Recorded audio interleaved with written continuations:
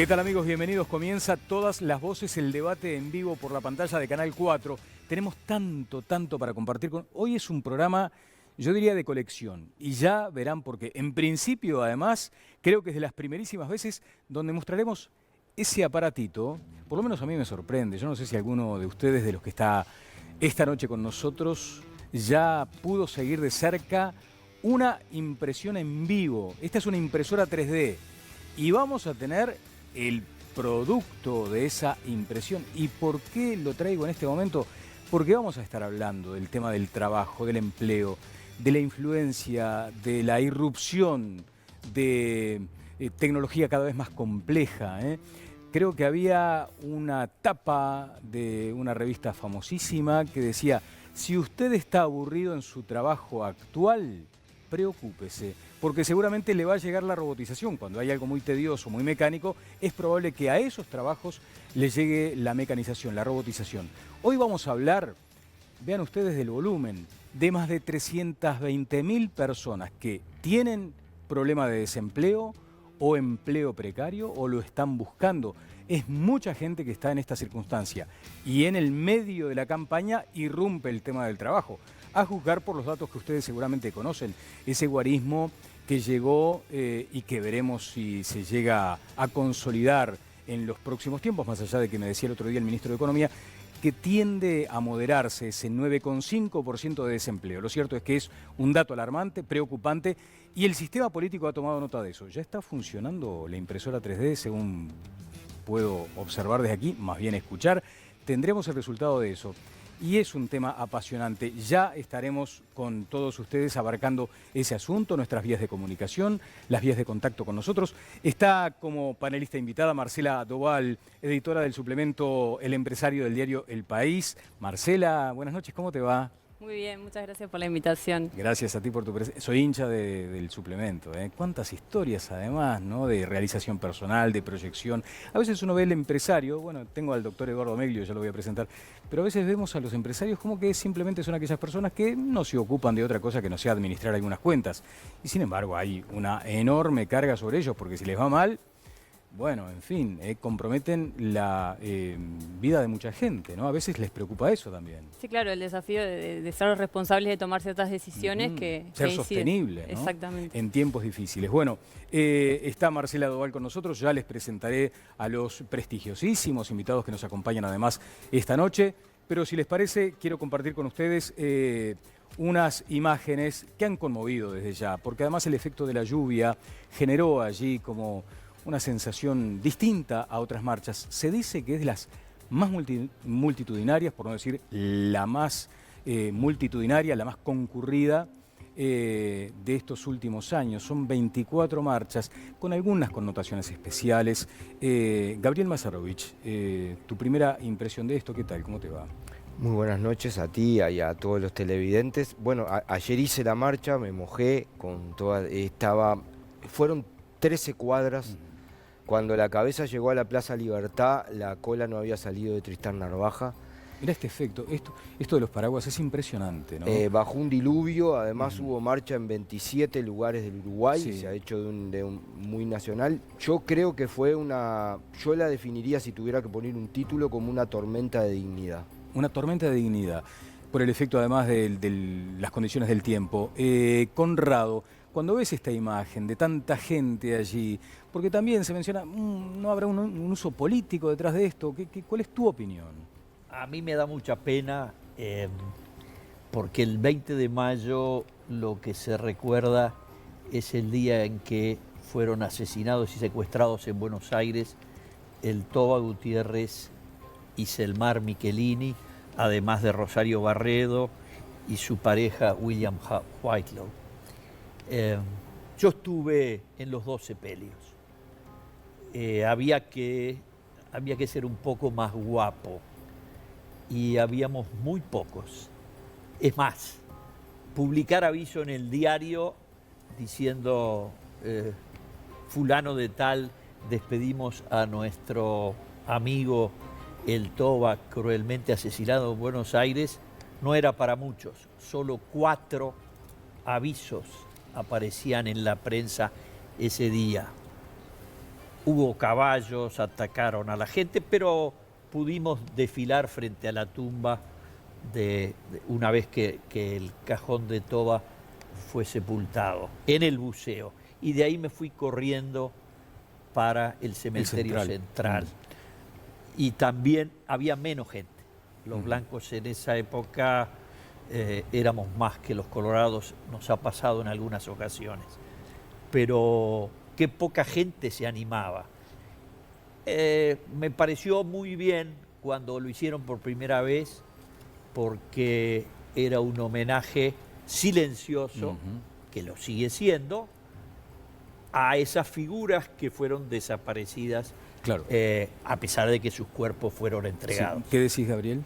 No, yo sé esa historia de Connie, la respeto mucho. Yo creo que ese día además desaparecieron al doctor Manuel Liberov también, que es el desaparecido en esa misma fecha. Pero yo rescato que hay que ser, hay 196 desaparecidos por lo que se reclama aquí. Y creo que hay que ser muy valiente, como las madres y familiares de detenidos desaparecidos, para seguir 40 años después reclamando por esa... Ahora, como lo están haciendo, con ese respeto. Sí. Yo veía las ventanas ayer en 18 de julio de la gente saliendo que no lo podía creer, a mirar esa manifestación. Sí, vos sabés que además es un reclamo, como tú lo señalas, por los desaparecidos, por los detenidos desaparecidos. Pero además la pancarta, de hecho la consigna de este año, ¿no te afecta desde el momento en que también interpela a tu fuerza política? Porque dice contra la impunidad de ayer y de hoy. Yo, por supuesto, que interpela a toda la sociedad, a todo el sistema político y al actual gobierno también. Claramente, todavía falta muchísimo por avanzar para lograr verdad y justicia, pero creo que esta marcha en particular tuvo que ver, sin ningún lugar a dudas, con las revelaciones de los tribunales de honor, la actitud de no votar la venia de destitución de los generales que avalaron la tortura y luego los eufemismos utilizados por Feola para no decir nunca tortura ni desaparición. De excesos y desvíos. Sí, lo mismo que dijo Medina en el 85 casi. En julio los puntos de referencia en aquel caso. En julio del 84, unos partidos políticos del Uruguay se sentaron con los representantes de la dictadura y pactaron lo que conocemos con el nombre de Pacto del Club Naval. Y allí estaba el Partido Colorado, estaba la Unión Cívica y estaba el Frente Amplio. No estaba el Partido Nacional, yo era convencional entonces y obviamente no acompañamos. El resultado era que, como se decía entonces, sobrevolando o por debajo, había concedido una recíproca, porque esos son los pactos, mutuas concesiones, había concedida una implícita amnistía. Luego, el Partido Nacional decidió participar en las elecciones, Wilson estaba preso, salió de la cárcel, le tendió su mano al presidente Sanguinetti y a partir del 1 de marzo el Uruguay tuvo un gobierno estable con todos los partidos libres en el gobierno. Y a fin del año siguiente se votó la ley de caducidad, que en abril del año 89 el 57% de los uruguayos votamos amarillo. Gracias, Conrado. Gabriel, también a ti. Fernando Pereira, presidente del PIT-CNT, ¿qué tal? ¿Cómo anda, Fernando? Un placer, un placer. Igualmente para nosotros. Eduardo Brenta, ex ministro de Trabajo, ¿cómo le va? ¿Qué tal? ¿Cómo estás, Daniel? Eduardo Meglio, doctor, ¿cómo anda? ¿Qué tal, Daniel? En este caso representando a la Cámara Nacional de Comercio y Servicios. ¿Te asusta un poco esto, Fernando? No. ¿No te asusta? No. Lo incorporás al conocimiento y después actúas en consecuencia. Me imagino que por ahí va el discurso en este momento de los trabajadores. Jimena Savaris. Buenas noches, ¿cómo te va? Buenas noches, Daniel, es un placer saludarlos nuevamente. Quiero saludarlos a ustedes especialmente para invitarlos a comunicarse con nosotros. Lo pueden hacer por varias vías, por nuestro WhatsApp 094-140.000 y también escribiéndonos por Twitter con el hashtag OpinoEnTLV y nuestra cuenta @todaslasvoces4. Hoy la consigna que planteamos en nuestras redes sociales es el empleo y los invitamos a participar del sondeo de esta noche. La pregunta es, ¿el sistema educativo prepara a nuestros jóvenes con las competencias que el mercado laboral exige? @todas las voces 4 es nuestra cuenta de Twitter y allí pueden votar el sondeo de esta noche. Bien, allí estaba entonces. ¿El sistema educativo prepara a nuestros jóvenes con las competencias que el mercado laboral exige? En este caso hay como una doble condición de Fernando Pereira para responder esta pregunta. Bueno, en el Uruguay tiende todo a uniformizarse, ¿no? Entonces, o el sistema educativo funciona o no funciona. Y en realidad, si uno mira las pruebas PISA, si estudia efectivamente el estudio que hizo el INED, que se llama Arista, sobre el conocimiento en el Uruguay, da que donde tenés problemas y dificultades en el aprendizaje son en los contextos desfavorables. Es decir, íntimamente vinculado a la pobreza. Si después vas al INE y ves que 1 de cada 5 niños nacen por debajo de la pobreza, si 40% de los niños tienen pobreza cultural, es decir, en su casa no hay libros, no hay acceso al teatro, ni al cine, ni se fomenta la lectura. Pero Fernando, entonces esa gente está condenada aquí a la marginalidad. En Punta Carreta, en escuela pública, en escuela privada, en liceo público o en liceo privado da rendimientos de primer mundo. Por eso esas personas después hacen títulos de grado, títulos de posgrado, trabajan fuera del país. Y en determinado contexto del Uruguay apenas llegan a la comprensión lectora. Y esto es lo que nos debería partir el alma, no es si el sistema educativo prepara, es si la sociedad uruguaya está preocupada por los niños que no acceden a una vivienda adecuada, a una educación adecuada, a un sistema de salud adecuado para ese contexto. No es porque no esté en el barrio, es que los demás tenemos que preocuparnos, porque obvio que nuestros hijos están accediendo a una educación de calidad, pública o privada. Ameglio, sobre esto. Yo creo que el gran debe del país es modificar la educación y estoy convencido que el descenso que ha tenido este país en la calidad de la educación pública y privada es una de las causas también que está en esa cifra del 9,5% que nos preocupa a todos y más que la cifra, la tendencia. Pero a ver, ¿por qué, Eduardo? Porque hay mucha gente que no tiene las habilidades de los puestos de trabajo que se exigen hoy. Yo veo una enseñanza terciaria que no está encastrada con el mercado de trabajo. Es decir, falta el puente entre la educación formal y el trabajo. Y eso tiene que ser un desarrollo integral, y por eso uno ve en algunas profesiones, por ejemplo, donde la desocupación es prácticamente cero, como es, por ejemplo, en el sistema tecnológico, es decir, en la industria informática, donde ahí el sector privado actúa el sector privado y la enseñanza actúa muy de la mano con los operadores del trabajo, y ahí uno ve que prácticamente no hay desocupación. Bueno, en este caso estamos conformando casi que una mesa tripartita, ¿no? Porque imaginemos aquella condición de Eduardo Brenta como ministro de Trabajo. También el ministerio debe tener en cuenta lo que dice, en este caso, Eduardo Ameglio, y lo que dice Fernando Pereira, allí como forma de conciliar, por lo menos en principio, en los libros estaría establecido así, Eduardo. Sí, yo creo que en realidad comparto parcialmente ambos diagnósticos. Bueno, ¿no? me imaginé.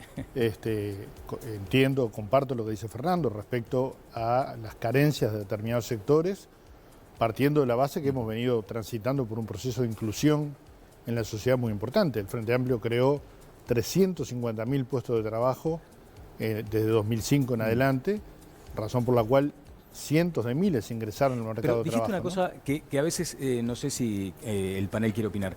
El Frente Amplio creó 350.000 puestos de trabajo. ¿Está de acuerdo con esa afirmación de que es el gobierno el que crea, Eduardo? Para nada. El gobierno, lo que tiene que hacer el gobierno es crear las condiciones para que haya una inversión privada. Y que sea la inversión privada la que desarrolle los puestos de trabajo sustentables. Y eso yo creo que hoy en día no se está dando, y por eso esa cifra de desocupación, porque las tarifas públicas son caras y la carga impositiva que soporta cualquier empleador es cara. Y además hay dos cosas más que hacen a la afectación de la inversión. Dos, En este sistema de relaciones laborales en el Uruguay, la ocupación es una forma de extensión de la huelga. Ahí uno tiene la preocupación de esta inversión que el gobierno está tratando de seducir, que es la pastera, donde la preocupación justamente que tiene el inversor es el tema conflictos de trabajo. En un lugar... Pero no nos vayamos de tema, Eduardo. Sí. ¿Usted entiende que no hay clima desde el gobierno actualmente para fomentar a los empresarios, al emprendedurismo, por ejemplo? No hay clima para facilitar las inversiones en el Uruguay. No hay clima para facilitar para las inversiones erradicar en las Uruguay. inversiones en el Uruguay. Ujú. Por la Sí. educación, Sí. por el costo del Y por Estado la conflictividad laboral. y por la conflictividad laboral también. Bueno, el manual del disparate, ¿no? ¿Cómo? El manual del disparate. El manual del disparate. Usted sabe que en el Uruguay el año pasado fue el año de mayor relación laboral del Uruguay. 200 grupos salariales privados y la rendición de cuentas. ¿Sabe cuántas ocupaciones hubo? Usted sabe, Conrado. No tengo 30. ni idea, pero no debiera haber ninguna. 30. De 200.000 empresas, 30 fueron ocupadas. 15 públicas, liceos y centros docentes. 15 privadas. 8 con patrones que habían abandonado la empresa, es decir, para proteger la maquinaria. 7 con empresarios. 7 empresas en 200.000 es el problema del inversor en Uruguay. Lo que pasa es que en Uruguay, cuando se crean empleos, es el mercado dinámico. Y cuando se pierden, son los gobiernos. O sea, fíjate vos que... pero esto, Pero es así. independientemente de quién gobierne, Es así, ¿no? pero Y- la y yo inversión entiendo que los más neoliberales está... piensen así y Conrado acá es el abanderado la- de eso. la gran Ahora, inversión el que- problema es como si no se pudiera hacer nada. Ahora, ¿la UTEC ha generado profesionales de calidad en las nuevas tecnologías o no?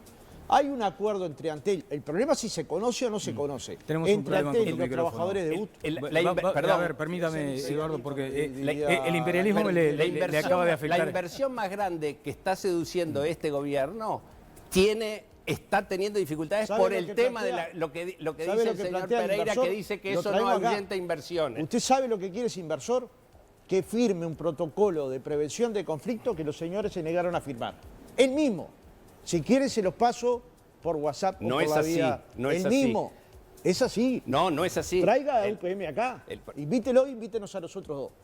No es Y así. les pide el mismo protocolo. ¿Cuál es? Un protocolo de prevención de conflicto. No dicho por otros, dicho por UPM a mí. O sea, es así. Bueno, Lo que están quieren- invitados a partir de este momento los Invítelos. ejecutivos de UPM, Claro, naturalmente, no creo que es una vengan, tarea pero- para la producción. Eduardo. No, te iba a pedir para Tengo a cerrar. Gabriel, que yo estaba tentado a decir que Alejandro, era el mago de la noche. Sin embargo, no, es una concepción equivocada porque mago es el que hace ilusionismo. Acá hay talento, capacidad aplicada, hay conocimiento, en fin, hay mucho para explicar cómo funciona una impresora 3D. Estaremos con él en los próximos minutos. Aquí ya estamos viendo. Decías, Eduardo, por favor. No, te iba a pedir, yo traje unos cuadros que si se pueden de repente ir mostrando. Ajá. En realidad, decir que el Frente Amplio no creó las condiciones a partir del 2005 es absolutamente demoledor la demostración gráfica de lo que fue el incremento del empleo y la caída del A desempleo. ver, ¿qué nos dice esta gráfica? Explícalo, por favor. Allí tenés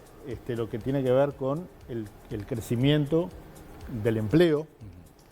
Hay un cuadro que muestra lo que A es eso a aludías nivel... cuando decías que el Frente Amplio creaba empleo. Bueno, esto es a nivel nacional, yo no logro ver desde aquí. Esto es en Uruguay, el crecimiento del empleo a partir del 2005, donde tú ves esa inflexión y el crecimiento que se produce, notorio, ¿no?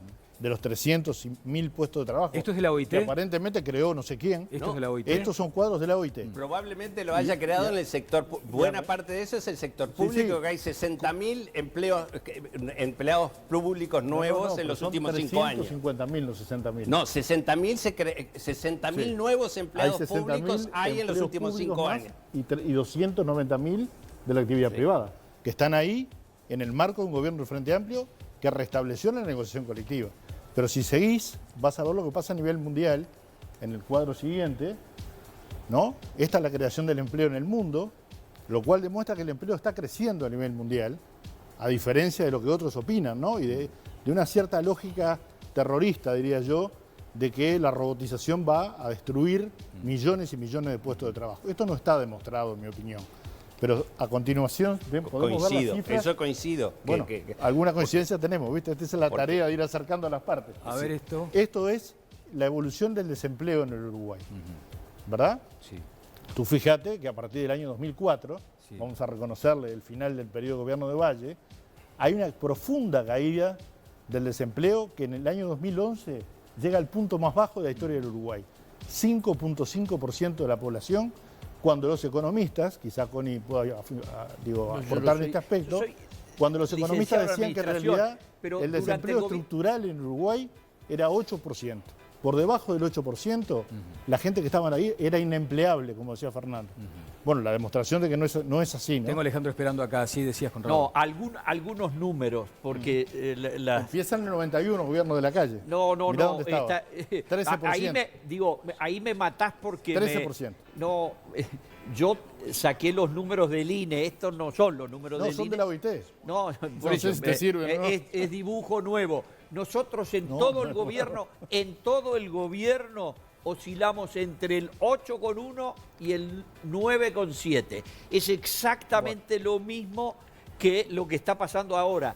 Desde el comienzo del gobierno, del segundo gobierno del doctor Vázquez, que la desocupación llegó a los 10 meses o 12 meses al 6%, ahora está en el 9,5%. Y Alejandro, es sí. decir, subió 50% la desocupación. A ver, Alejandro, decime una cosa. Decía Ameglio, y además Eduardo Brenta, exministro de Trabajo, coincidía, supongo que Fernando también, porque dice que no le tiene miedo a la máquina, no hay un compromiso directo sobre el empleo con la tecnología. En este caso estamos hablando de una impresora 3D que puede hacerte desde un muñequito, como lo vamos a ver, hasta una casa y hasta un órgano, ¿no? Un órgano vital. No está probado todavía en el cuerpo humano, pero por lo menos lo están testeando. Es increíble a lo que hemos llegado. ¿Tú entendés que esto no compromete empleo, por ejemplo? Y no, yo en realidad creo que, al igual que las anteriores revoluciones industriales, esto tiene que ver con una reconversión laboral más que con una pérdida de empleo. Reconversión laboral. O sea, creo que va por otra línea en realidad. Bueno, y quiere decir que no deberíamos temerle a este aparatito. Yo creo que no solo no deberíamos temerle, sino deberíamos como tratar de incluirlo en nuestras vidas, digamos, para entender el potencial que tiene desde la cotidianidad de la gente. En términos prácticos, ¿cómo funciona esto, Alejandro? En realidad son procesos sumamente simples, o sea, la impresión 3D es llamativa por el hecho de que crea productos acumulando material, entonces es como algo que surge de la nada, a diferencia de otras técnicas que son más como más antiguas, como el ruteo, el CNC, el tallado, digamos, como más mecanizado. Esto básicamente en este caso es fusión de filamento, entonces derrite un filamento plástico y lo va acumulando, o sea, es como una pistola de silicona, digamos. Esto que tenía acá, por ejemplo, la botellita más esta. compleja. Esta botellita, por ejemplo, claramente un producto de una impresora 3D. Exactamente. Esto es un prototipo de un envase que puede usarse para comprimidos y demás. Básicamente se imprimen para testearse. Ajá. ¿Esto es un sostén, un soporte para Eso es un soporte para celular, exactamente. Es como para poner el celular cuando lo tenés cargando. O sea, desde cosas más industriales hasta cosas más cotidianas. Y podés hacer una casa, ¿no? Y se puede hacer una casa. Bueno, Alejandro, vamos a seguir de cerca tu trabajo o el de la impresora 3D. Perfecto. Estaba Eduardo sugiriendo, y también Ameglio, lo de UPM. ¿Tenés un dato de UPM para más adelante? Yo creo que todavía no. No me diste la bienvenida todavía. Es imperdonable que mi querida compañera, la periodista de la casa, no haya tenido la bienvenida. Te perdono, Daniel. Viviana Ruggero, ¿cómo te va? Muy buenas noches. Pero además, estoy entusiasmadísimo. De pronto no te saludé, porque sé perfectamente que después... No, además se alborotó el debate desde temprano y eso está muy bien. Así que... ¿Qué tenés para más adelante UPM? Bueno, tenemos... ¿Lluvias de demandas? Tenemos dos datos para aportar. Uno es un informe que preparamos porque, sí, como vos decís, se viene una lluvia de demandas tanto al Estado como a la empresa de distintos actores y reclamando distintas cuestiones. Vamos a hacer un repaso y a presentarles este informe. Y también en estos días hubo una cifra de la polémica a raíz de un cambio que hubo en el contrato con UPM. Vamos a estarles contando de qué se trata esta cifra de la polémica, que la verdad que generó bastante revuelo. Claro, vaya polémica, ¿no? Porque hay una diferencia sustancial allí. Hay sobre la tecnología participación de la gente también, Jimena. Estamos recibiendo muchos mensajes a nuestro WhatsApp 094-140.000 y también a nuestras redes sociales, @todaslasvoces4 y con el hashtag Opino en TLB. Vamos a compartir algunos de los mensajes que nos están llegando vía WhatsApp.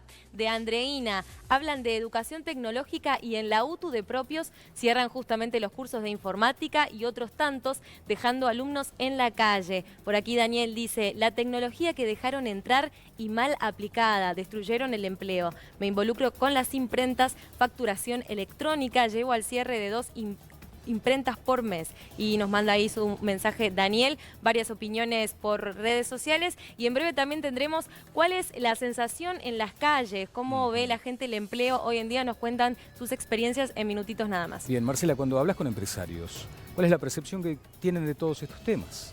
Bueno, creo que de a poco está madurando un poco el debate, ¿no? O sea, creo que esto que se picó acá al principio, que es el eterno debate de los sindicatos, los empresarios, de a poco se está empezando a plantear los desafíos de trabajar en conjunto hacia esa automatización que nos desafía tanto y bueno, y que de hecho las personas ya lo estamos viendo, no es el futuro del trabajo, es el presente. Vamos al supermercado y tenemos cajas de autocobro que antes no las teníamos. Pero en Estados Unidos Amazon está poniendo supermercados que no tienen siquiera, no tenés que ni siquiera pasar por una caja. Ajá. Por reconocimiento facial ya saben que te ven, te identifican, guardaste en la bolsita, no sé, la margarina, el azúcar, el agua y te vas y eso te lo debitan de tu cuenta de Apple. ¿Una Entonces, sonrisita socarrona tenés, Gabriel, sobre esto o no? No, yo, a ver, yo no soy ludista, no. El movimiento sindical y popular ha evolucionado a no querer romper las máquinas y ha evolucionado, está claro que hay una revolución tecnológica y está claro, como la OIT ha lanzado el diálogo mundial por el futuro del trabajo, están trabajando mucho en eso. Y hay una conclusión muy importante, o sea, el problema es poner el centro en las personas y no en las cosas. A ver cómo es eso. Exacto. Nosotros tenemos la oportunidad como humanidad de superar los problemas de la salud, del trabajo indecente, de los horarios extensos. Hay 27 millones de personas, casi 30 millones de personas tienen trabajo esclavo. El 36% de la mano de obra mundial, según la OIT, trabaja más de 48 horas y es sobreexplotada. Hay millones de trabajadores, millones, que están en extrema pobreza porque aún con trabajo no logran ese problema. Entonces, la recomendación aquí es poner en el centro a las personas, apostar a una negociación colectiva indefectible, en la que porque la tecnología no cae en un mundo ideal o en un laboratorio. Lo que pasa termino con esto, Daniel. Ver, Gabriel. No cae en una sociedad concreta con relaciones de poder. Y hay algunos planteos que quieren tener el desarrollo de Suecia, la educación de Finlandia, pero con la escala tributaria y las relaciones laborales de las Islas Caimán. Y eso no se puede. Es imposible. Bueno, es importante ese punto. Ahora, ustedes entienden que hay una etapa superior. La máquina está acá, de hecho, hoy tenemos la presencia física de la impresora 3D. Una instancia de superación, ¿no sería acaso ajustar más eso de la cooperación en lugar de la confrontación? Porque parece que se distinguen claramente esos dos modelos, ¿no? Es decir, bueno, ¿qué lugar ocupa el sindicalismo? ¿El de cooperar o el de confrontar? Y depende. Y depende. Y si son las relaciones laborales de la Caimán, de confrontar. Si son relaciones laborales modernas como la de Alemania, la de encontrar soluciones. Porque acá se encuentran miles de soluciones. ¿Y cuál es la virtud del empresario alemán que no la tiene? Informativo. Sí. Usted va a sacar hoy una noticia que antes de que si hubiera un conflicto se resolvió, por ejemplo el del ferrocarril. No, saca si el ferrocarril es cortado. Es natural que así sea. Mire que no lo estoy criticando. Lo que digo es que entre el sindicalismo y el empresariado hay miles y miles y miles de acuerdos. De hecho, el 80 y pico % de los convenios fueron acordados. Sí. Ahora, lo que sale a la opinión pública son aquellos temas que no fueron acordados. Ahora bien, ¿qué se está discutiendo con esto? Es un cambio, como dijo el compañero tecnológico, el compañero especializado. Un cambio como hubo muchos. Por ejemplo, uno tremendamente fuerte fue cuando pasamos de tener un teléfono por cuadra a un teléfono por bolsillo. Tal vez ese haya sido el más imponente. De hecho, en las casas de las personas, nadie atiende el teléfono de línea. Nadie. ¿Por qué? Atienden su propio teléfono. este cambio pasó después a una computadora dentro del bolsillo, y a veces dos, que tiene la información del mundo y que uno va revisando, y ahí puede encontrar incluso este convenio que yo digo que no se celebró, que se votaron negativamente de la Cámara de Comercio y la Cámara de Industria. O sea, toda la información está en un material. Y esto cambia el paradigma educativo, el paradigma del trabajo. Yo vi imprimir en 3D en Siemens, en una máquina grande como este estudio. Ahora, lo que te preguntaba es, ¿qué tiene un empresario alemán que carece el uruguayo hoy? Porque tú allá serías cooperador. No, yo cooperador no sería en ningún lado. Creo que hay contradicción de intereses. Pero no me dijiste que los empresarios alemanes son fantásticos. Hay entendimientos, hay acuerdos y hay cabeza para buscar... Así que vos no cooperás con la empresa. No, yo quiero que la empresa exista, sea fuerte, porque solo hay sindicatos fuertes en empresas fuertes. Sí. Ojalá todas mis empresas fueran Siemens, porque yo tendría el sindicato de Siemens. La verdad que en Uruguay hay muchas empresas chicas, donde el movimiento sindical es fuerte, donde hay empresas fuertes. De ninguna manera voy a hacer nada para que la empresa se debilite. Pero el concepto de cooperación Gabriel decía una cosa, las políticas de innovación tienen que traer de la mano políticas públicas que distribuyan el conocimiento y el ingreso. Porque si el que tiene plata accede al medicamento que estira la vida por las enfermedades oncológicas y el que no tiene se muere, bueno, se produjo una injusticia brutal.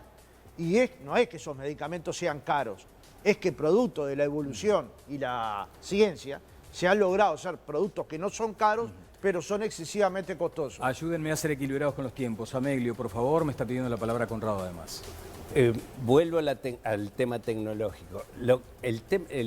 La tecnología ha influido en el mercado de trabajo desde siempre. Es decir, ha habido distintas introducción de tecnología desde hace muchos años. Lo nuevo de este envión es la rapidez con que se producen los cambios tecnológicos, que impiden que la gente se recicle. Ese es el dato nuevo que tenemos. Por eso que tenemos que tener una educación mucho mejor de la que tenemos para tener gente idónea de poder absorber esos cambios. Brenta, ¿no es esta maquinita la que...? Porque a mí me gustaría repasar allí en el gráfico. Bueno, ahora estamos viendo cómo funciona esta impresora 3D. Vamos a tener un producto finalizado, al cierre de todas las voces en vivo acá. Ahora, lo que me gustaría en el gráfico es esa cifra del 9,5%. Es verdad, hay que matizarlo. Si uno va a la serie histórica, digamos, no sería desesperante, pero allí está. El desempleo llegó al 9,5 en marzo. Y el dato que yo le mencionaba, son más de 320.000 personas en Uruguay que tienen o problemas de desempleo o dificultades con el empleo precario. Yo creo que hay, primero, me parece que hay un ámbito que destacar muy importante en lo que tiene que ver con los procesos que se vienen. En el gobierno del Frente Amplio se creó el Instituto Nacional de Empleo y Formación Profesional, que integran empresarios y trabajadores. Es un ámbito, en mi opinión, muy relevante, que está jugando un papel muy importante en lo que tiene que ver con la recapacitación de trabajadores en función del cambio tecnológico. Yo no temo, porque me parece, ahí tengo un matiz, no creo que la velocidad sea tal que no nos permita alcanzar ese proceso de recalificación. Y también creo que tenemos que ajustar aspectos de la educación, como son los que tienen que ver con el fenómeno que sucede a nivel de la educación media, donde tenemos un nivel de egreso que, en mi opinión, debe mejorar. Creo que tenemos unas fortalezas muy importantes en otras áreas de la educación, pero me parece que hay ámbitos claves donde hay recursos económicos que se están trabajando en forma, en mi opinión, excelente, logrando recapacitar trabajadores en un ámbito tripartito. Ahora, Brenta, el desempleo en marzo alcanzó el 9,5%. 10 y pico en el interior, ¿no? Los primeros 4 meses del año la demanda laboral cayó 13,4 en comparación con el mismo periodo de 2018. Hoy dijo el presidente del Banco de Previsión Social que en 2018 hubo 40.000 trabajadores en el seguro de paro y que al BPS le cuestan $1.000 cada uno entre lo que se paga de prestación y lo que se deja de recaudar. ¿Qué pasa? Bueno, yo creo que hay un conjunto de elementos. Hay un lentecimiento de la actividad económica, eso es claro. Estamos creciendo no a las tasas que crecimos en 2011-2012, del entorno del 6%. Decíamos que estábamos creciendo a tasas chinas, ¿no? Hoy tenemos un crecimiento más modesto, que está en el marco de un escenario internacional que cambió y particularmente de un escenario regional que cambió, donde tenemos dos economías que pesan mucho sobre la economía uruguaya en franca crisis. Pues miremos el escenario de la Argentina, con un gobierno sobre el cual algunos depositaron grandes esperanzas y que está culminando con un tremendo fracaso, y del otro lado una economía en absoluta recesión como la de Brasil. Entonces, Uruguay mantiene un crecimiento moderado de su actividad económica y por tanto un impacto sobre el desempleo que es mucho menor que los países de la región. Me parece que en este sentido es un logro destacar que hemos mantenido niveles de desempleo que están en el entorno de los niveles históricos. No íbamos a estar 20 años con 5,5 de desempleo, ¿no? No es 24 de agosto, no es la noche de la nostalgia, pero casi. Vean, aquí está el VHS. El video Home Cuando ibas System, a alquilar ¿no? las películas. Claro. Ahora, el cambio... Y había que entregar la rebobinada. 500 películas. Y no olvidarse de llevarlas, porque dos veces. Claro, y te cobraban si te atrasabas. Contracargo. Ahora, acá sí que hubo un modelo de negocios que debió cerrar antes, porque lo que estaba aquí, ahora lo tengo acá en el celular, ¿no? Básicamente. Allí sí hubo un modelo de negocios que tuvo que reconvertirse, reinventarse, en fin. Ahora, esto, por ejemplo, es parte de lo que deberíamos asumir como sociedad, que en algún momento algo de lo que hoy estamos viviendo va a quedar vetusto, ¿no? ¿Verdad? Claro. Y para eso hay que formarse, por eso me parecía interesante el énfasis. ¿Qué quieres decir, Conrado? Sí, que te veo levantando Porque la mano. me parece que estamos, si quieren hablamos de la coyuntura. La coyuntura es muy mala. Está muy mal el mercado internacional de las materias primas, que fue el que le dio el gran impulso. Déjame hacerte simplemente otra precisión, porque trajimos estos elementos y de pronto van en la línea de tu razonamiento, y es que acá hubo que reinventarse. Nos dijeron de las compañías, esta es una boletera, la puedo mostrar porque además ya que tenemos estos elementos tan fantásticos que nos llevan también a... ¿Eso se lo van a regalar a los invitados? No lo vamos a... Podemos sortearlo eventualmente al cierre del ciclo. Los compañeros de la UNOT siguen peleando por eso. Bueno, ¿por qué se siguen peleando por esto? Siguen peleando porque quieren que haya guardas. ¿Pero y qué te consta que quieren que haya guardas y que vuelva la boletera entonces? Han resistido tenazmente. Sí, han resistido tenazmente. Todo... A ver, por favor, se introdujeron las tarjetas que eran para que no hubiera más. Pero acá en ómnibus de Montevideo esto no lo encontrás más, ¿eh? No, en alguno del interior. No, sí, bueno, si yo te contara lo que yo... Sube al ómnibus de la década del 70. De la década del 70 los guardas que tenían la boletera, y todos en pila los boletos y en la goma que estaba en la parte de atrás del... Pereira dio en el blanco, porque hace mucho que no... ¿Cuánto hace que no subís a un ómnibus? Del 70. No, el año pasado, de vez en cuando me quedo sin auto. De vez en cuando me quedo sin auto. Pero digo, la coyuntura es muy mala. Muy mala. Y lo está recogiendo el Uruguay. ¿Está? Porque es mala también la situación argentina y pinta mucho peor. Ya lo supimos, tuvimos una temporada desastrosa. Ahora, ¿la situación interna de Uruguay deriva entonces del contexto externo? El punto es, ¿la situación regional es nuestro principal problema? No, porque los dos lo ponen como principal, nuestro principal problema es que no viene... A ver, habíamos llegado, no viene una sola inversión nueva. Es más, la única que están blandiendo y que va a venir después que nosotros los ciudadanos metamos 2.000 palos para poner el maldito tren, ¿tá? Que yo vuelvo a reiterar, no se va a terminar nunca. Resulta que tuvieron una discusión la semana pasada. ¿Cómo que no se va a terminar nunca que el tren? El tren no lo van a terminar porque después que hayan gastado los primeros 1.200 millones, se van a querer matar. Además hay cambio de gobierno, porque todo esto se calculó mal. No le coincidieron los tiempos políticos con los tiempos económicos. Igual nadie de la oposición se está quejando, ¿no? No, ¿quién? Nadie de la oposición se está quejando. Yo no soy de la oposición, yo soy un ciudadano que protesta contra el gobierno. Es un buen apunte de gobierno blanco.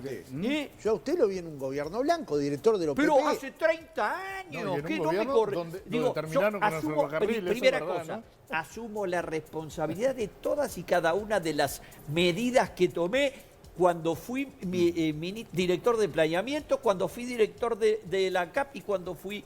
Y cuando fui asesor de gobierno municipal. Me está convocando Jimena porque la gente está participando, es importante darle cabida también a la gente. Gabriel, brevísimo, voy contigo y luego con Jimena.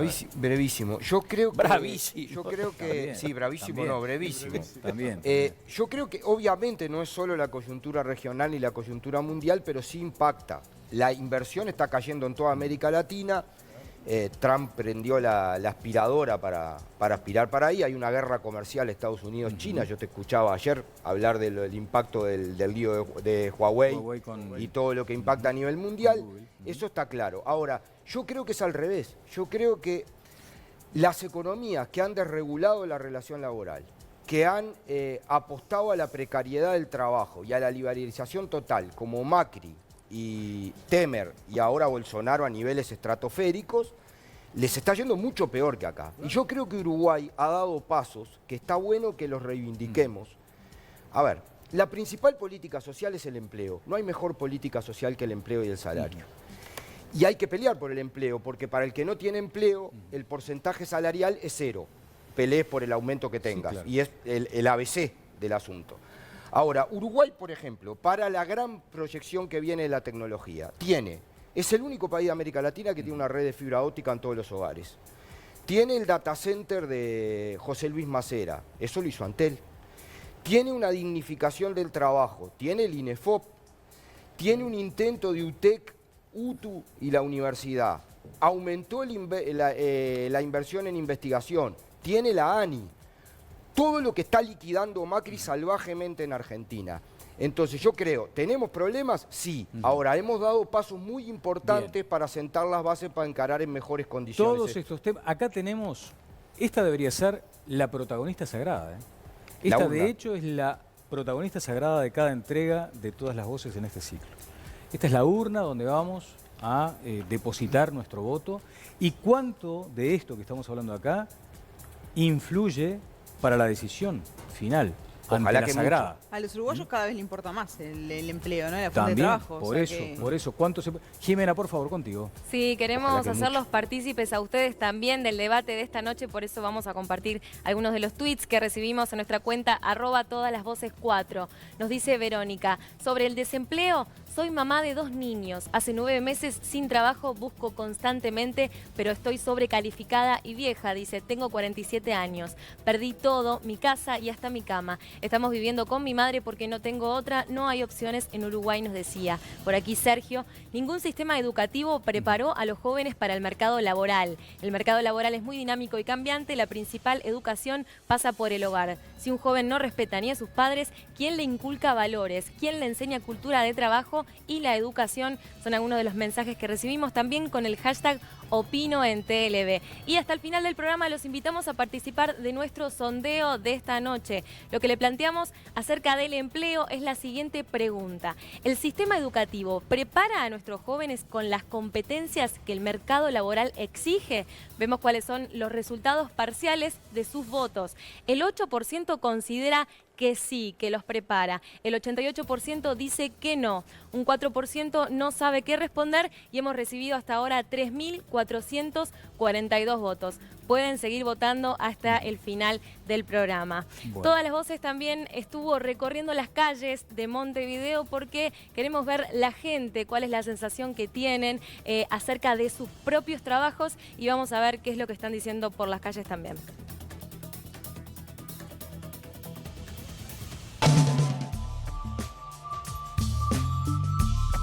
¿Conforme con el trabajo que realizás? Sí, por suerte sí. ¿Están conformes con su trabajo? Sí, la verdad que sí. ¿Te gusta tu trabajo? ¿Estás conforme con lo que haces? Soy voluntaria Cruz Roja hace 11 años y la verdad que me encanta. ¿Te sentís satisfecho con el trabajo que realizás? Sí, en mi caso sí. ¿Crees que tenés un trabajo estable? Ahora estoy cubriendo una licencia, así que no depende de mí, pero espero conseguir después. Y bueno, eventualmente el trabajo se puede perder, por ahora siento que tengo estabilidad. ¿Depende de vos 100% o mantener tu trabajo o que podés perderlo en cualquier momento? Sí, la gran parte yo creo que sí, que depende de mí, porque si yo no pongo algo de mí, seguramente no voy a tener más trabajo. Yo creo que desde hace un tiempo esta parte, esto se está volviendo insostenible, así que espero que en algún momento cambie. Bueno, me quedé, muchas gracias Jimena, quedé con un tuit. Ojalá que no ponga en aprietos a la producción porque hay que volver. No está... Mirá vos, acá está, ese. Él lo había pedido hace un ratito. Dice, el desempleo me afecta, soy mamá de 2 niños, ¿no? Soy mamá de 2 niños. Hace 9 meses sin trabajo, busco constantemente, pero estoy sobrecalificada y vieja. Entonces, cuando dice vieja, abre paréntesis y dice, tengo 47 años. Y después en mayúscula, esto te golpea al pecho, ¿no? Esto es una cosa, o al estómago, en fin. Dice, perdí todo.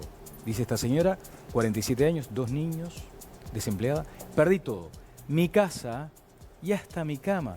Estamos viviendo con mi madre porque no tengo otra. No hay opciones en Uruguay. Marcela. Sí, yo lo que creo que hay un tema muy crítico que es como en esta revolución tecnológica, las tareas más administrativas son las más golpeadas, las tareas más repetitivas. Y lo que se está viendo también es que en los últimos tiempos ha aumentado la cantidad de gente que está desalentada. O sea, no solamente el desocupado, sino las personas que ya ni siquiera entran en la tasa de desempleo. Que quizás no son tantas, si estamos hablando de 160, 170 mil desocupados, quizás sean 15.000, ¿no? Las desocupadas, las desalentadas, pero también son personas que durante mucho tiempo, así como este caso de esta señora, 9 meses sin conseguir trabajo y ya directamente pasan a un estado de inactividad. Claro, sí, o sea, de desaliento. O exactamente. Sea, ahora, Eduardo, fuiste ministro de Trabajo, Fernando es un dirigente sindical además muy sensato. ¿Qué le decís? Porque claro, cuando uno dice 9,5 en Montevideo, en términos generales el desempleo, más de 10 en el interior, y bueno, es el numerito, ¿no? Es el numerito, pero esto es una historia. Yo ¿qué le decís, por ejemplo? Quiero decir primero que no hay cosa peor en la vida, entre las cosas peores de la vida es perder el trabajo, porque uno se siente, todos hemos pasado en algún momento por esa situación, y uno se siente realmente, empieza a pensar que uno es un inútil, digamos, ¿no? Cuando en realidad depende de otros elementos que no son ajenos a uno, ¿no? Por tanto, me parece que comparto contigo, esto es un golpe en el pecho, ¿no? Realmente es una cosa que duele. Quiero decir que el gobierno acaba de instrumentar una serie de medidas, apoyándose en leyes anteriores, que apuntan a subsidiar el ingreso al mercado de trabajo de los sectores con mayores dificultades de acceso, que son los jóvenes y los mayores de 45 años. Subsidiando el salario, o sea, pagando una parte del salario, ¿verdad?, para facilitar que el empresario contrate. Y hoy estamos viendo propaganda en los medios de comunicación donde empresarios dicen que han contratado a través de este mecanismo, esto es una política activa de empleo, que pretende atender situaciones como la que está planteada en ese comunicado. Yo insisto en que hay que crear las condiciones para que se invierta en el Uruguay. Masarovich hablaba del trabajo que está haciendo la OIT en sus 100 años. Los 100 años de la OIT coinciden con los 10 años que las cámaras empresariales presentaron la queja contra la ley de negociación colectiva. El comité de expertos de la OIT sacó un informe en febrero de este año donde le recuerda al gobierno que debe derogarse el decreto de las ocupaciones, porque en el Uruguay, ¿sabe quién pide las desocupaciones? Es una lucha de trabajadores en trabajadores.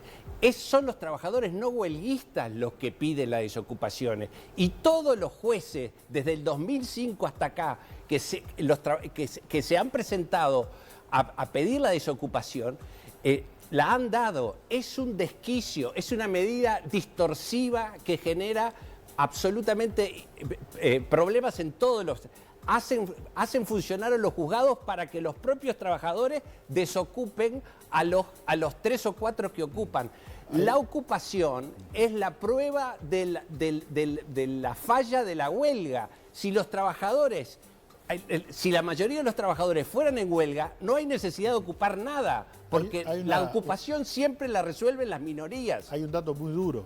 En el año 2012 tuvimos con ese decreto vigente 5.5 de desempleo y la mayor inversión extranjera y nacional de la historia del país. Por lo tanto, asociar una cosa con la otra es un error. Uruguay tuvo altísimos niveles de inversión privada y extranjera, recordemos la inversión de Montes del Plata y demás, con las normas laborales que están vigentes hoy. O sea que esta asociación que se hace no es correcta. ¿No hay disposición a revisar eso, Fernando? Mirá, había más ocupaciones en el gobierno de la calle que es la actualidad. Había más ocupaciones. Es una no, cuestión. pero es así o no es así. Él estaba en OPP. Había más ocupaciones en el gobierno de Sanguinetti. Hubo más ocupaciones en el gobierno de Valle. ¿Sabe cómo se resolvían? Invite a Juan Andrés Ramírez, invite a Stirling. Con el ministro del Interior. Claro. En mucho más plazo que lo que se desocupa ahora. Lo que pasa es que la historia se va cambiando, modificando, adulterando. Ahora, usted va a la OIT y la OIT dice que se puede ocupar. En forma pacífica. Sí, y acá pacífica. no hay ninguna ocupación que sea pacífica. ¿Y cuál es la no pacífica?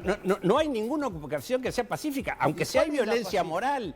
O ustedes o no se acuerdan cuando en la intendencia, cuando querían entrar en la huelga que tuvo la intendencia, los jerarcas querían entrar y estaban rodeados por el sindicato. Nunca hubo ocupación, Bueno, pero No sé, eso es el imaginario. Nunca se ocupó. Dígame No hay una ocupación violenta. Hay 4 panelistas. Nombren una ocupación violenta donde un trabajador le haya pegado a un empresario, a un trabajador. Lo del control pero obrero, ¿no es violento? a ver, Fernando, no se necesita la violencia física. Permitime. Lo del control obrero, permitime. No se necesita la violencia física, hay violencia moral. ¿Quién va a entrar a un lugar donde están ocupando? A ver, en el otro país del control mundo obrero, pasa. Fernando, ¿no es violento? ¿No es violencia? Usted vio violencia. Yo le pregunto Porque después si desde la si me gusta sí. la medida o no. Ajá. Porque esa es otra pregunta. Sí. ¿Es ¿Verdad? ilegal o no? Es ilegal. Es ilegal. Es ilegal. Todos los Pero jueces no estás dicen que es Pero no ilegal. estoy pero no estás discutiendo la violenta- ilegalidad. pero estás violentando la Los mártires ley. de Chicago Estás- cometieron actos ilegales. Claro, pero entonces hay que Mueven partir de la todas base de escribir que a es 8 una horas medida de trabajo. ilegal. Hay que Los partir de la benditas base. del 73 violentaron las medidas prontas de seguridad, salieron a la calle y 2.000 de ellos fueron presos. Yo esas normas las violentaría hoy, mañana y siempre. Si hay golpe de Estado en el Uruguay, ocuparía los lugares de trabajo. ¿Y sabe qué? Estaría violentando una norma jurídica del Uruguay. Y estaría en desacato. Ahora, el problema es, la discusión es, si hay inversión a través de la ley de negociación colectiva o no. Los niveles más altos de inversión en el Uruguay estuvieron de la mano de la ley de negociación colectiva en el Uruguay. No fue el de director, la mano. no. Fue por otra. Pero la mano estaba en otro lado. El director de la OIT. Por eso mismo, No había nada cuando controlado. se terminaron las El otras director de la condiciones, OIT. se desplomó y este año vamos a tener Pero una tasa usted hace desastrosa. 30 años que sigue Noticias, vivían hace mucho tiempo. El director de la OIT, cuando estuvo en Bull Raider acá en Uruguay, y el anterior, Somavía, porque de este se puede pensar que es un sindicalista anglosajón, defendieron el modelo uruguayo de negociación colectiva y de diálogo social como modélico para toda América Latina. Basta ver Como el momento de la modélico. OIT. Solamente hay que leer las entrevistas que ustedes mismos le hicieron. Ni siquiera a mí. Voy a mandar a la producción porque acá cuando la OIT opina a favor de los trabajadores resulta que la OIT es sagrado. Pero le voy a mandar el informe de los expertos de febrero donde dice que el sistema de consejo de salarios con la participación del Poder Ejecutivo en la fijación de los salarios de bolsillo es un arbitraje obligatorio. La OIT dice, el Estado puede participar en la determinación de los salarios mínimos. No vaya a creer que no es un puede invento participar progresista. en Lo la inventó a fijación Mésaga en el o no 43. debe participar en la fijación de los salarios de bolsillo. Y eso lo dijo en febrero de este año Castro, la OIT esto lo inventó misma que a Mésaga en 1943. Gabriel. El doctor Juan José de Amézaga con la ley de consejo de salarios, tripartita. No pensemos que es un invento del para progresismo. fijar salarios mínimos, Sí, no para fijar salarios de bolsillo ni condiciones de salario trabajo. mínimo por categoría. Para fijar salarios mínimos estamos de acuerdo, pero no para fijar salarios de bolsillo ni condiciones de trabajo. Del mismo modo que entendemos que el mundo evoluciona a este extremo o a este punto, porque el extremo todavía estamos lejos de conocerlo, ¿por qué no evolucionar también en estas cuestiones y reconsiderar eventualmente lo que a veces se entiende como que te están violentando? Lo mismo le O sea, tendría que decir a querés- Petrobras que suspende 53 personas 14 Lo bien días. que hizo Petrobras. A mí me queda una duda. A ver, Lo bien no, que pero, a ver, hizo. por favor, Pero le voy no a ceder me- la no palabra dudaba a que ibas a Gabriel, que opinar hace así. rato que está pidiendo. Sí, Gabriel. No, bien. Yo, con todo respeto, ¿no? Ahora terminó Juego de Tronos, ¿no? Y uno tiene la sensación de que estamos hablando que vienen los caminantes blancos y nos ponemos a discutir el color de las velas del casamiento de Cersei, ¿no? O sea, porque, para decirlo en términos así, o sea, estamos hablando del impacto de la tecnología, de cómo nos vamos a tener que reconvertir y parece que el problema son las ocupaciones. Aunque después Amelio que claramente plantea que el cuestionamiento de los empresarios no es solo a las subrogaciones, sino es a la negociación colectiva en sí. También. Como lo plantearon. No, a la negociación colectiva en sí, no. A la participación del Estado en la fijación de los salarios en el sector privado. Porque no hay país del mundo donde el gobierno fije los salarios de la actividad privada. Ya tiene el gobierno bastante problema con fijar los salarios de todos los empleados públicos. No hay país del mundo donde la intervención tan Amelio, a ver. Del Poder Ejecutivo de todo. A mí me queda muy claro porque además hay un documento de la Cámara de Comercio que no quiere la negociación colectiva ni los consejos de salario y plantea la flexibilidad laboral. Me queda clarísimo. No es así. Hay un documento planteado en el Consejo de Salario anterior y de hecho, pero déjeme terminar, de hecho, la Asociación Rural y la Federación Rural tomaron por los hechos la vez pasada y ni siquiera fueron a los consejos de salario. Es la posición de la Cámara de Comercio. Me parece muy bien. Que abogamos porque haya consejo de salario para fijar los salarios mínimos por categoría y después que sean las partes las que negocien los ajustes y las condiciones de trabajo. Pero yo le voy a explicar. Por ejemplo, si no hubiera habido para los trabajadores rurales la posición del gobierno, la voluntad de la patronal no hubiera estado. Entonces no hubiéramos tenido ni fijación de nada. En los consejos de salario hay determinados niveles de discusión. Yo fui delegado del Consejo de Salario a la salida de la dictadura, tengo ese honor, con muy poquitos años, 18 años tenía. Se puede laudar y hay un acuerdo con un convenio colectivo de todos, que es lo mejor, porque ahí se incluyen las categorías y todo, pasa en el 84% de los casos. Se puede haber dos partes que estén de acuerdo o puede haber decreto. Pero entonces, la verdad que la negociación colectiva permite todo eso y no hay una cuestión arbitraria del gobierno. En el 84% de los casos es por acuerdo común. Pero déjeme terminar con una cuestión. En esta recomendación de la OIT, que yo le decía, se recomienda... ¿La de febrero última? No. Está bien. Yo entiendo lo de la cuestión de la ocupación, vuelvo a decir, estamos hablando de 7 ocupaciones el año pasado, me resisto a creer que esos 7 casos son el problema para la inversión o para la reconversión tecnológica. Me resisto mucho, pero yo respeto las opiniones. Pero digo, la OIT plantea como para el nuevo mundo, para la nueva tecnología, fíjense, seguro, acá a veces parece que es trotskista la OIT, ¿no? Porque plantea diálogo social y negociación colectiva, formación permanente, protección social universal desde el nacimiento hasta la vejez, garantía laboral universal y aumento de la soberanía sobre el tiempo para que no se aumente el horario de trabajo de los trabajadores. Entonces, esa es la vía de la discusión de cómo tenemos estas impresoras 3D, la robotización. Ahora, y se puede hacer con los empresarios, no es contra los empresarios. Qué increíble, ya tengo a Viviana con algunos datos, qué increíble que estemos ante la presencia de una expresión impresionante de la ciencia, del pensamiento, del aprendizaje, de la tecnología. Y tengo entendido, apelo a ti Eduardo, que de pronto como ministro supiste, hay 7.000 categorías sobre las que se fijan los salarios, aproximadamente 7.000 y pico. No sé exactamente. Pero lo cierto es que les falta la actualización, porque hace 40 años que se toma la misma referencia. Claro. Bueno, pero a ver, pero ¿quién abre ese debate? Y lo queremos abrir acá, porque además estoy encantado con el nivel de este debate, hay que decirlo. Se podrá confrontar mucho. ¿Piensa que es el PCNT que no quiere abrir las categorías? Acá lo digo con todas las cámaras. Hablamos todas las discusiones de categorías. 40 años que no se revisa eso. Sí. Tuvimos hoy un alto, tuvimos en esta última ronda de Consejo de Salario un altísimo porcentaje de acuerdos entre trabajadores y empresarios, sin el Poder Ejecutivo. Por lo tanto, lo que se reclama o aparece como una cuestión arbitraria, en realidad, ¿por qué yo recibí convenios colectivos que venían prontos, en el cual el Poder Ejecutivo no jugó ningún papel? La ley de negociación colectiva admite lo que el señor reclama, que es el acuerdo entre las partes, como también admite considerar situaciones de empresas con dificultades. Pero para eso hay que dar la información, poner la información sobre la mesa y demostrar que efectivamente no se está en condiciones de pagar esos salarios. Mira, nos está haciendo un ruidito intimidante la 3D. Sí, la verdad que sí. Es como diciendo, bueno, vayan terminando porque yo ya por lo menos estoy terminando con mi muñequito.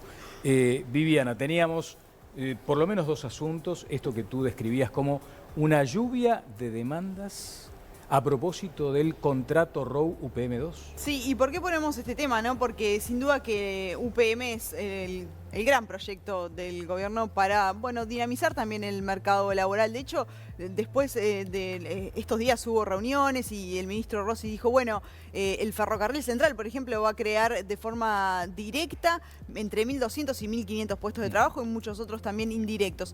Pero ¿qué es lo que vamos a plantearles en el día de hoy? Y es esto que vos decías, se viene una lluvia de demandas al Estado y también a la empresa. Hay distintos actores que reclaman distintas cosas y que van a llevar al ámbito judicial este asunto, el asunto de la planta de UPM y también del ferrocarril central.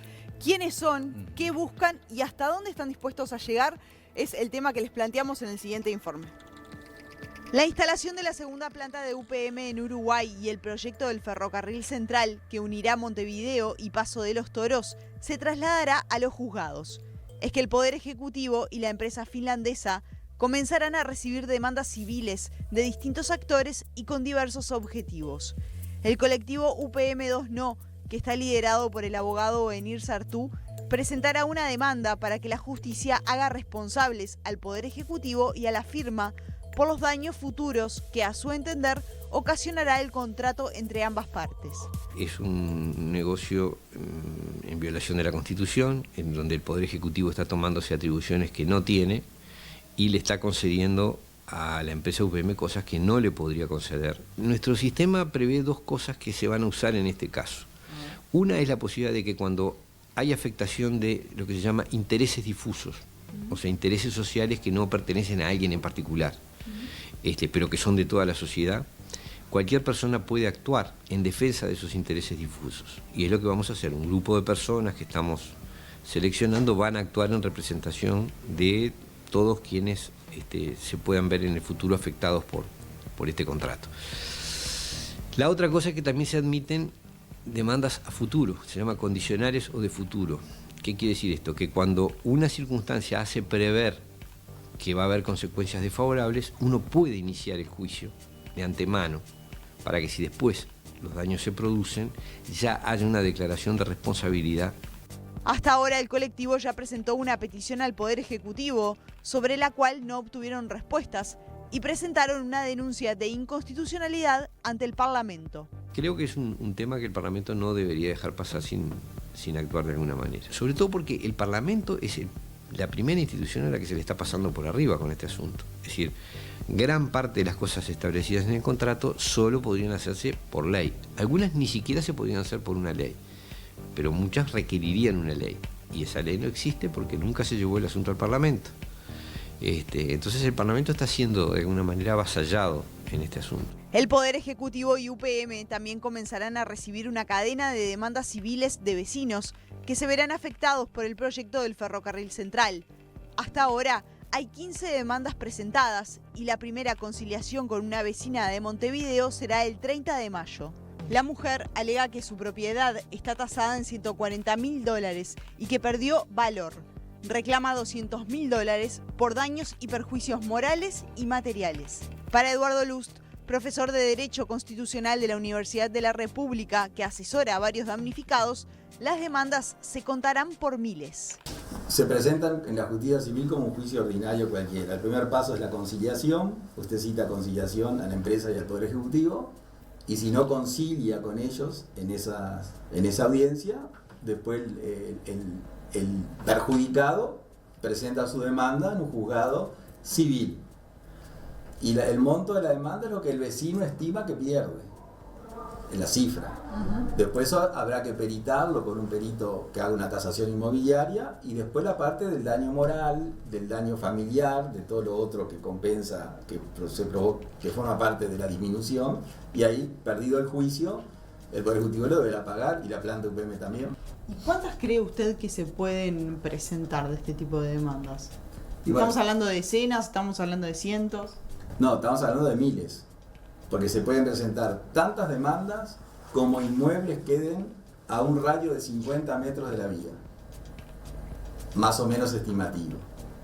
Es decir, cualquier persona que tenga una casa en todas las ciudades que el tren atraviesa, Durazno, Florida, 25, Cardal, que es la localidad que atraviesa, Canelones, Las Piedras, Progreso, el municipio C y el municipio G, cualquier vecino que tenga una casa lindero a la vía, a ambos lados de la vía, o a unos metros de la vía, ellos tienen cualquiera de ellos tiene la posibilidad de demandar al Estado por la pérdida de valor que va a tener su inmueble. Eso es lo que ellos van a reclamar.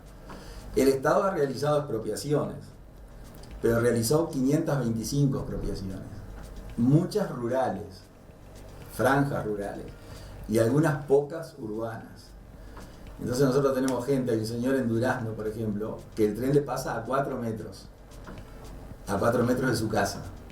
Y ya fueron los ingenieros del ministerio a decirle, mire, trate de hacer algo porque nosotros además, como el tren es especial, tenemos que ensanchar y le vamos a comer esos 4 metros, la casa el tren va a pasar pegado a la pared. ¿Y en ese caso no lo expropiaron? No lo expropiaron. ¿Por qué? Bueno, eso es una resolución del gobierno. Yo pienso que si el gobierno tiene que expropiar 6 o 7 mil padrones, dése cuenta que expropiando 500 padrones, 575, se calcula que tiene un costo de 30 millones de dólares. La expropiación de 500 padrones. Que la mayoría son franjas rurales. O sea que vale $3.000 la hectárea, $4.000 la hectárea. Ahora usted se imagina que si tienen que expropiar 9.000 viviendas urbanas, que puede haber una vivienda de $5.000 hasta de 300.000. De hecho, hay vecinos en varios puntos de los 273 kilómetros de vía que demandarán al Estado para ser expropiados. Saben que no podrán detener el proyecto y por eso intentarán no tener que vivir a escasos metros del tren. Hasta allí el informe de Viviana Ruggiero. Hay más de esto. Me llamó un par de cositas, ¿no? La primera es si vieron cuando... Bueno, pero vale la pena. ¿Vale la pena todo este movimiento? Es algo que muchos pueden preguntarse, si vale la pena la erradicación posible de esta inversión. Lo otro, Oenir Sartú decía que hubo un poder del Estado avasallado. En este caso decía el Parlamento está avasallado. Bueno, no es en definitiva la idea que tenemos todos de un funcionamiento razonable del sistema republicano. Y después sobre los padrones, estuve hablando con el ministro de Transporte y Obras Públicas, él dice que va muy avanzado, que ya van en un 80%, que ese tema está bastante bien resuelto. Sobre las expropiaciones. Exactamente. Sí, porque ya arrancaron, ¿no? Claro. Hay muchas que ya se hicieron. Bueno, después en este marco hubo una cifra que llamó mucho la atención, o por lo menos 2 números, muy distantes uno entre el otro, ¿no? Sí. Distantes entre sí. Porque allí también estaba el tema del idioma. Un contrato en español, creo que acá lo había dicho en su momento Sayagués, ¿no? Sayagués advirtió hace ya un año, fácil, sí, que había una inconsistencia entre el contrato en español y el inglés. Y que ante la duda se debía tomar la versión en español, ¿no? Porque es un contrato que se firma acá. Sin embargo, ante la duda se tomó la versión en inglés que le permite a la empresa pagar $2.600.000 por año y no 26 millones, como decía el contrato en inglés. Así es. Vamos a explicar un poquito sí, por qué esta cifra generó polémica. Lo que ocurrió es que... Connie, porque si no... A ver, yo tengo un dato para dar, porque si no la gente cree que solo se le ocurre al Toto Rossi hacer un ferrocarril. En el primer ferrocarril del Uruguay fue concedido a una empresa privada bajo la forma de una sociedad anónima de capitalistas uruguayos. Vean lo guapos que eran en los tiempos en que capitalistas hicieron el Teatro Solís. Y recibió la concesión y empezó las obras el 25 de abril de 1867 para construir desde el Paso Molino una vía férrea con una concesión, ¿saben hasta dónde? Hasta el kilómetro 205 en la ciudad de Durazno. ¿Qué le pasó a esta sociedad anónima que se llamaba Ferrocarril Central del Uruguay? Que cada día iba peor, los costos del Uruguay de entonces, tenía 300.000 habitantes, se habían ido a las nubes, se salieron a pedir prestado, ¿dónde fueron a buscarlo? A Londres, y 10 años después las acciones de estos uruguayos se las compraron los ingleses, que explotaron y tuvieron esa compañía hasta el final de la Segunda Guerra. Es decir, que el sector privado hizo en el Uruguay no solo esta vía, sino todas las demás, salvo una que hicieron en el año 15 hasta Santiago Vázquez. Entonces, ¿qué estamos diciendo? Esto, el Estado metido a producir, gastar 2.000 millones de dólares y cantidades infinitas en pleitos por expropiación. Entendimos una el ridiculez. punto, por eso de si vale la pena. Pero lo que quiero es ponerle el foco a este dato que tiene Viviana sobre esa fenomenal diferencia entre cifras. Sí, ¿cuál es la historia detrás de esta cifra polémica? ¿Qué ocurrió? En abril de 2018 el gobierno le hizo una modificación al acuerdo con UPM en una cifra que no era nada menor. ¿Por qué? Porque era el monto que debía pagar UPM por utilizar, que debe pagar UPM por utilizar la vía férrea para trasladar su producción desde Paso de los Toros hasta el puerto de Montevideo. El acuerdo en español señalaba que UPM debía pagar un monto que era 50 centavos de dólar por tonelada por kilómetro, y el acuerdo en inglés decía que era medio centavo de dólar. Lo que se hizo fue modificar el acuerdo en español y quedarse con la cifra más conveniente para UPM. Uno era 0,50 y el otro 0,05. Exacto. 0,05 centavos. Sí. El punto es que uno dice, bueno, capaz que a muchos no les llama la atención, sí, pero el tema es que esta modificación hace que UPM pase de pagar 26 millones de dólares por año a pagar 2.600.000 dólares por año. Es decir, es una cifra muy significativa, menor. Y hay un dato también. El gobierno iba a cubrir el costo de esta vía férrea en 78 años, más o menos, con la cifra que estaba en el convenio en español. Y ahora pasa a cubrir ese gasto en 780 años. Claro, por progresión. Sí. Hoy estuviste con Rossi en la radio, ¿no? Claro. Y porque el gobierno ha intentado dar explicaciones de por qué se hizo esta modificación. Sí, Rossi habla de dos aspectos, por ejemplo, vinculados al informe que presentaba Viviana. Uno, entiende que Ovenir Sartú es alguien al que se le debe prestar atención, que las puertas del ministerio están abiertas, que cuando Ovenir quiera ir al despacho será bien recibido, pero considera que este planteo tiene un ánimo propagandístico en contra de UPM2. Distinto a lo que me respondió sobre esta diferencia, y dice que hubo un error de tipeo que ya está subsanado y que en realidad UPM va a pagar el canon por encima de lo que pagan hoy las empresas vinculadas al transporte ferroviario. O sea, que el Estado ya resolvió el asunto y que el canon es superior al que se paga hoy. Eso fue lo que me dijo Rossi. ¿Cuáles las empresas que usan el modo ferroviario? Hay una sola que es una subsidiaria hija nieta de la AFE, que nos ha costado 2.000 millones de dólares. Es otra ANCAP, pero en 40 años. Lo primero que se dijo es que era un error de traducción, ¿no? Y en realidad son números. ¿Qué decís, Fernando? Perdón. Cemento Artigas también. Bueno, por eso la cementera. Pero lo que tiene son vagones, no tiene locomotora. Eso se lo da la concesionaria del... Brevemente vamos a escuchar ahora, para finalizar, a Eduardo Lust, este profesor de Derecho Constitucional que está patrocinando a algunos vecinos que están haciendo denuncias, pero él fue justamente quien detectó este asunto con un pedido de acceso a la información que fue publicado en una primera instancia por Sudestada. Y lo que dice Lust es que, no hay chance de que haya sido un error de tipeo o un problema de traducción, sino que realmente se está ante un error bien importante. Bueno, vamos a escuchar a Lutz. Antes, un nuevo reconocimiento a Sayagués, ¿no, Conrado? Porque es una lo máquina. Dijo clarito, y hace un año acá. Ahora lo que decía Lutz. Se dice en la prensa que hubo un error de traducción, y eso no es así. Hoy el ministro Rossi dijo que fue un error de tipeo. No fue ni error de tipeo ni error de traducción. Porque el contrato dice en su último artículo que si hay diferencia entre ambos contratos, o el que está en inglés y el que está en español, deberá regirse por el texto del que está en español. Uruguay redactó su contrato en español y los finlandeses redactaron su contrato en inglés. O sea que no es que si hubiera habido una traducción, no había error, porque usted iba a traducir exactamente lo que el otro decía.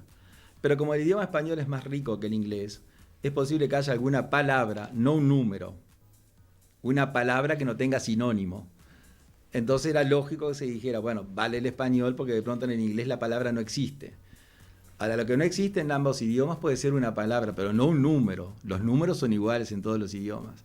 Entonces, en el contrato en español, UPM debía pagar al Uruguay 26 millones de dólares por año.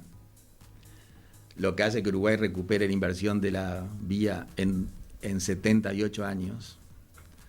Se hace la operación de lo que sale la vía dividiendo el monto, y con el cambio que le hicieron los secretarios de la presidencia en secreto y por iniciativa propia, llevaron el canon de 26 a 2.600.000, lo que hace que Uruguay recupere la inversión en la vía en 780 años. O sea, para llegar a la cifra que Uruguay paga por la vía, que son 2.225 millones de dólares, tienen que pasar 780 años para yo cobrando 2.600.000 llegue a esa cifra. ¿Hay algún otro cambio que se haya hecho que usted detectó en beneficio de UPM? Bueno, los otros cambios que hay es que se permite traer más obreros y empleados del extranjero si el Uruguay no es capaz de completar la plantilla de trabajo con obreros uruguayos o personal uruguayo. ¿Qué? Fernando, tengo que hacer una pausa. Bueno, seguro que nosotros vamos a garantir que se cumpla el porcentaje de trabajadores uruguayos en todas las instancias de la obra. En todas. Sí. Federico Mutoni es una de las personas que un consultor... Y hay trabajadores capacitados, ¿no? Claro. No se olviden que Uruguay ya hizo 2 plantas de celulosa y la refinería de La Teja. ¿Y cuál es el porcentaje? 75. 75 es el porcentaje 25. de mano de obra local, 25. ¿no? Mano de obra Federico nacional. Mutoni es una persona calificadísima en el mercado laboral, en fin, tiene una consultora y me dice algunas cuestiones. No nos va a dar para este programa, en todo caso más adelante. Dice, cuando el inversor llega a Uruguay, hace estudio de prefactibilidad en temas de recursos humanos que incluye, 1, disponibilidad de recursos humanos, el capital, ¿no? Capacitados en su área o campo de acción. No es simplemente tener gente, sino tener gente calificada para el área que quiere desarrollar. 2, conflictividad laboral. Cuando ponen los temas en el radar, allí está conflictividad laboral, costos de salarios, rigidez laboral. Esto es lo que dice Mutoni, que está en contacto permanente con inversores. Tengo que hacer una pausa. Si es posible, Paraguay. ¿Cómo? Sin derechos laborales, sin jubilación. Y si es posible en Paraguay, sin derechos laborales, la gente no se jubila, la explotación es terrible, el trabajo infantil duele. Ese es el sueño de muchos inversores. No, hay otros que prefieren una república y se instalan acá en Uruguay y no se van de Uruguay. ¿Cómo nadie? Nadie. No, nadie, no. Si hay nadie. 1.600.000 trabajadores. Se van. No, nuevos. No hay nadie.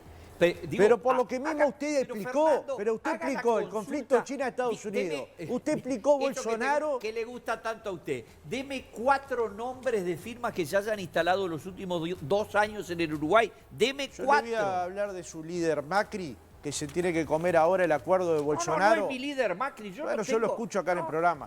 Se tiene que acá comer Bolsonaro, que le hace un acuerdo con Estados Unidos para que le entren trigos y el arancel. Esa es la política.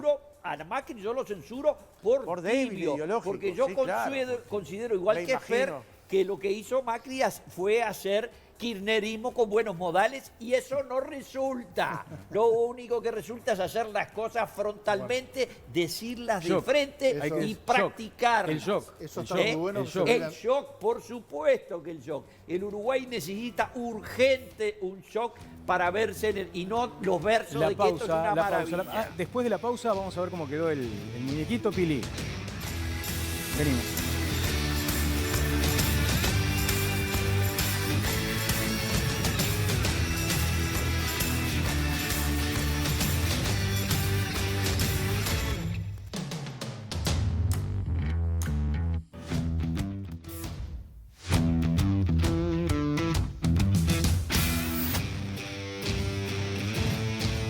Bueno, qué buen debate, estamos ya casi en el cierre. Jimena, tenemos más opiniones y más consejos para dar.